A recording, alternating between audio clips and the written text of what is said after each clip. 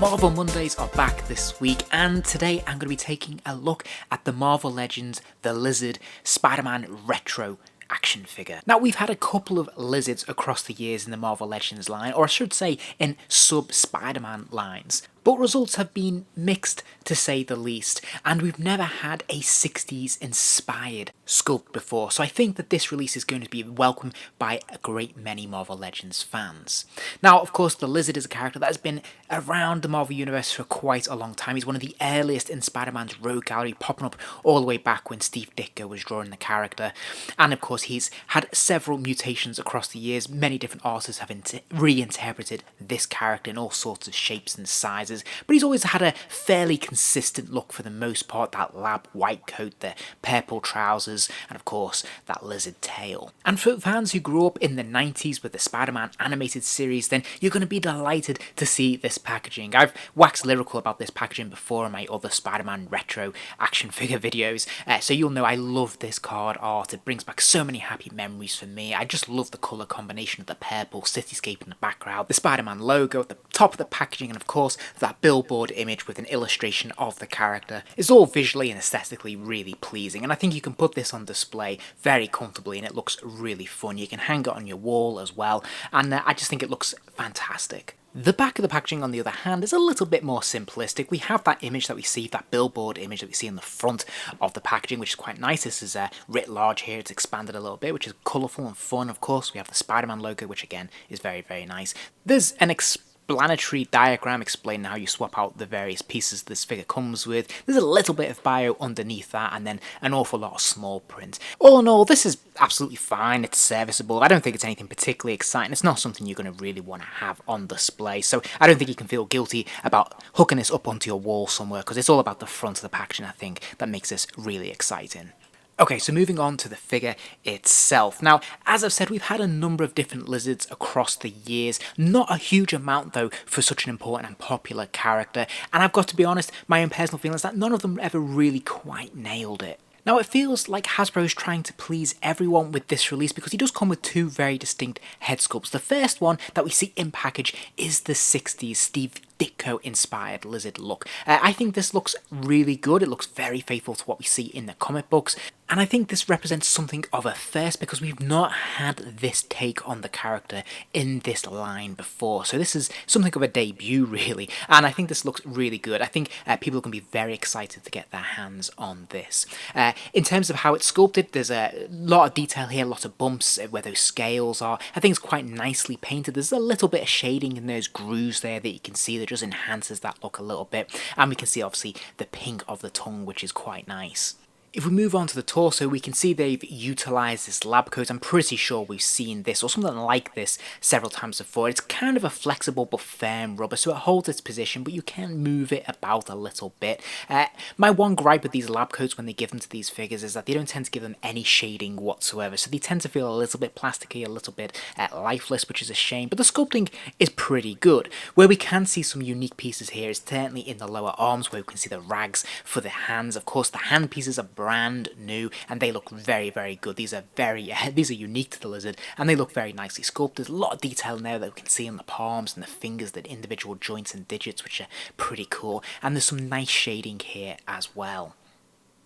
Meanwhile, the cuffs of the trousers again are shredded, and there's also a point of articulation here, which is great. So this looks really, really good. Again, the feet and the ankles, brand new pieces. This is a brand new sculpt for this figure. Nice shading here. This works pretty well.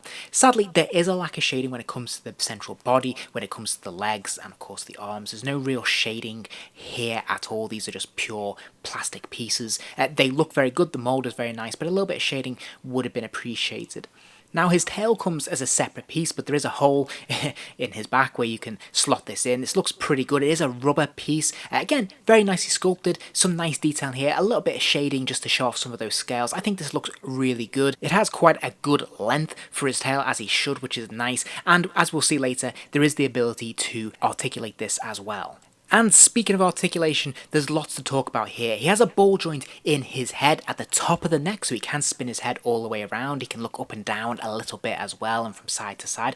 But there's another ball joint at the bottom of the neck as well, so he can move his head from side to side there and nod it forwards and backwards a little bit from this point as well, which is brilliant. So there's 2 points of articulation just for the head alone, which is fantastic. He's got a ball joint in his shoulder, so he can lift his arms up and out a pretty healthy distance. There's a complementary bicep swivel there, double jointed elbow so he can get his hand right the way back there, which is great, and then there's a pin swivel at the wrist so that lower hand can rotate 360 degrees, and of course it hinges forwards and backwards as well. Now it's quite interesting, he has a point of articulation in his upper chest which allows him to move from side to side and move forwards and backwards a little bit, which is great, but he also has an ab crunch which allows him to bend forwards and backwards. His legs have ball joints in the hips so they can kick out to the side. There's an upper thigh swivel, and there's also a swivel at the lower leg as well at the cut of his pants, which is great. His legs kick forwards and they kick back as far as that rubber coat will allow. There is going to be a bit of resistance there. There is a double jointed knee, and then he has an ankle pivot that allows the foot to hinge forwards and backwards and swivel from side to side.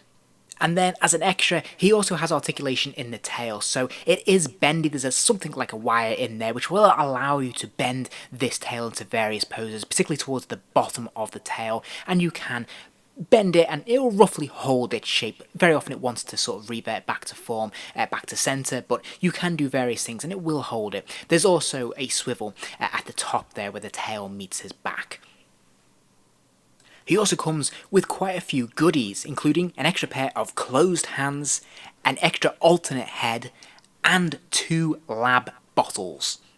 First things first, I love that he comes with this alternate head. It creates a very different look, a very different feel for this character. This is a more modern interpretation of the character. Dare I say it, I actually think this owes more to the animated series, which obviously the packaging reflects with those yellow eyes there. So I think this is a really nice touch. I really love this tongue, the way that comes out there. I think it looks absolutely fantastic. And for me, this is definitely my preference of the 2 sculpts. But hey, having the 60s inspired head is no bad thing at all. So I love that we have this very distinctive second head.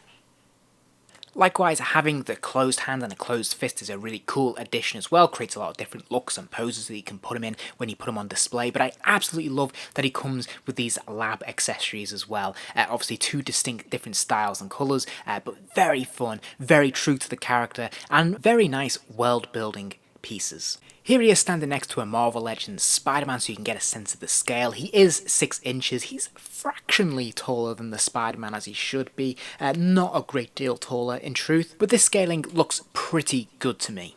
And here he is standing next to a Toy Biz version of this character that was part of an exclusive Sinister 6-pack from many years ago now. As you can see, it's the same sort of look, the same sort of style of Lizard, but obviously the Toy Biz version went for a lot more detail, a lot more paint apps, but maybe a little bit too exaggerated in parts, so I don't know, something about this new version just seems a little bit more true and a bit more authentic to the comic books, although I still have great affection for this Toy Biz version. Somehow I do think that this Hasbro one just has peaked it to the post. Final thoughts for the Lizard then. Well, for me, he's a 4-star action figure. I do think they've done a tremendous job of him. I like that he's bright and colourful. I love that he has the 2 alternate heads. For me, that's definitely the highlight of this figure.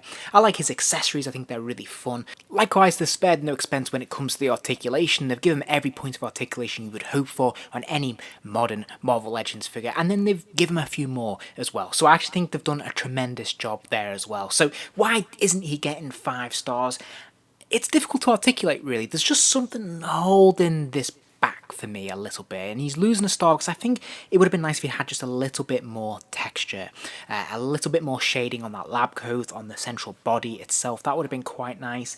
And there's also something a little stiff and a little bit unwelcoming about this figure whenever I go to pose him and try and put him into various dynamic poses, which I can do, but it seems like a bit of an ordeal.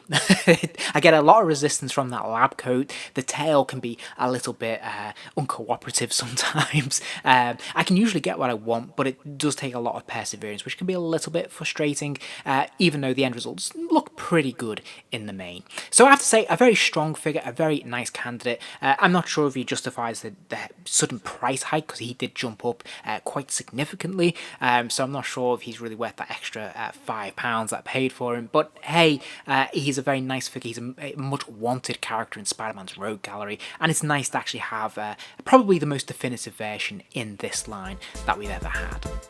If you enjoyed this video, please do give it a like, and remember to subscribe, as there'll be plenty more videos soon.